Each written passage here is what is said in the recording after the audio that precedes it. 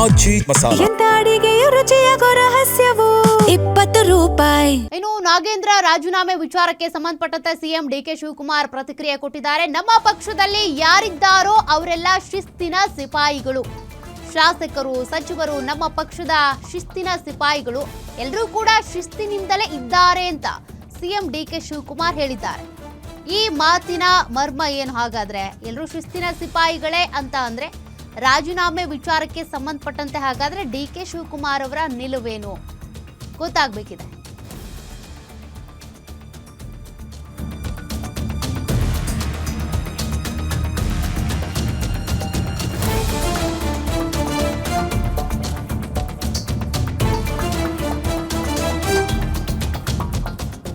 ನಾಗೇಂದ್ರ ರಾಜೀನಾಮೆ ವಿಚಾರಕ್ಕೆ ಸಂಬಂಧಪಟ್ಟಂತೆ ಸಿಎಂ ಡಿಕೆ ಶಿವಕುಮಾರ್ ಅವರು ರಿಯಾಕ್ಟ್ ಮಾಡಿರೋದು, ನಮ್ಮ ಪಕ್ಷದಲ್ಲಿ ಯಾರಿದ್ದಾರೋ ಅವರೆಲ್ಲರೂ ಕೂಡ ಶಿಸ್ತಿನ ಸಿಪಾಯಿಗಳೇ. ಅದು ಶಾಸಕರೇ ಇರಲಿ, ಸಚಿವರೇ ಇರಲಿ, ನಮ್ಮ ಪಕ್ಷದಲ್ಲಿ ಅವರು ಶಿಸ್ತಿನ ಸಿಪಾಯಿಗಳಾಗಿನೇ ಇದ್ದಾರೆ ಅಂತೇಳಿ ಸಿಎಂ ಡಿಕೆ ಶಿವಕುಮಾರ್ ಅವರು ಹೇಳಿರೋದು. ಈ ಹಿಂದೆ ಕೂಡ ಅವರು ಡಿಫೈನ್ ಮಾಡ್ಕೊಂಡಿದ್ರು, ನಾಗೇಂದ್ರ ವಿರುದ್ಧ ಬಂದಿರೋದು ಆರೋಪಗಳಷ್ಟೇ, ಯಾವುದು ಇನ್ನೂ ಸಾಬೀತಾಗಿಲ್ಲ, ಹಾಗಾಗಿ ಸಚಿವ ಸಂಪುಟದಲ್ಲಿ ಅವರಿಗೆ ಸ್ಥಾನ ಸಿಕ್ಕಿರೋದು ಅಂತ. ಈಗಾಗಲೇ ಒಂದು ಕಾನ್ವರ್ಸೇಷನ್ ಬಗ್ಗೆ ಡಿಸ್ಕಷನ್ ಆಗ್ತಾ ಇತ್ತಲ್ಲ, ಸಿಎಂ ಡಿಕೆ ಶಿವಕುಮಾರ್ ಮತ್ತೆ ನಾಗೇಂದ್ರ ಮಧ್ಯೆ ರಾಜೀನಾಮೆ ಬಗ್ಗೆ ಚರ್ಚೆ ಆಗಿದೆಯಾ ಅಂತ, ಅದ್ರ ಬಗ್ಗೆನೇ ಸಿಎಂ ರಿಯಾಕ್ಟ್ ಮಾಡಿದ್ದಾರೆ. ನಮ್ಮ ಪಕ್ಷದಲ್ಲಿ ಯಾರು ಶಾಸಕರು, ಮಂತ್ರಿ ಇರ್ಬೋದು, ಎಲ್ಲರೂ ಕೂಡ ಪಕ್ಷದ ಶಿಸ್ತಿನ ಸಿಪಾಯಿಗಳು. all those who are in the party, either is a worker or a MLA or a minister, all of them are very disciplined soldier of the party. That is what I can tell. ನಮ್ಮ ಪಕ್ಷದಲ್ಲಿ ಯಾರು ಶಾಸಕರು, ಮಂತ್ರಿ ಇರ್ಬೋದು, ಎಲ್ಲರೂ ಕೂಡ ಪಕ್ಷದ ಶಿಸ್ತಿನ ಸಿಪಾಯಿಗಳು. all those who are in the party, either is a worker or a MLA or a minister, all of them are very disciplined soldier of the party. That is what I can tell. ನಮ್ಮ ಪಕ್ಷದಲ್ಲಿ ಯಾರು ಶಾಸಕರು, ಮಂತ್ರಿ ಇರ್ಬೋದು, ಎಲ್ಲರೂ ಕೂಡ ಪಕ್ಷದ ಶಿಸ್ತಿನ ಸಿಪಾಯಿಗಳು.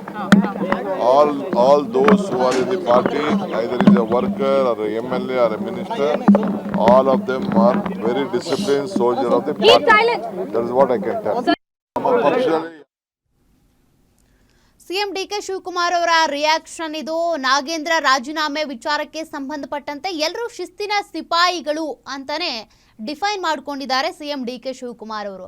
ನಾಳೆ ಸಿಎಂ ಡಿಕೆ ಶಿವಕುಮಾರ್ ಕಾಂಗ್ರೆಸ್ ವರಿಷ್ಠರನ್ನ ಭೇಟಿಯಾದಂಥ ಸಂದರ್ಭದಲ್ಲಿ ಡಿಕೆ ಶಿವಕುಮಾರ್ ಅವರ ಒಪಿನಿಯನ್ ಏನು ಅನ್ನೋದು ಕೂಡ ಇಂಪಾರ್ಟೆಂಟ್ ಆಗುತ್ತೆ. ಅಲ್ಲಿ ಒಂದು ವೇಳೆ ನಾಗೇಂದ್ರ ವಿಚಾರಕ್ಕೆ ಸಂಬಂಧಪಟ್ಟಂತೆ ಬಿಜೆಪಿಗರು ಪಾದಯಾತ್ರೆ ಮಾಡಿದ್ದೇ ಆದರೆ ನೀವು ಹೆಂಗೆ ಡಿಫೈನ್ ಮಾಡ್ಕೊಳ್ತೀರಿ, ಯಾವ ರೀತಿಯಾಗಿ ಇದನ್ನ ಫೇಸ್ ಮಾಡ್ತೀರಿ, ಇದನ್ನು ಕೂಡ ಹೈಕಮಾಂಡ್ ನಾಯಕರು ಕೇಳ್ತಾರೆ.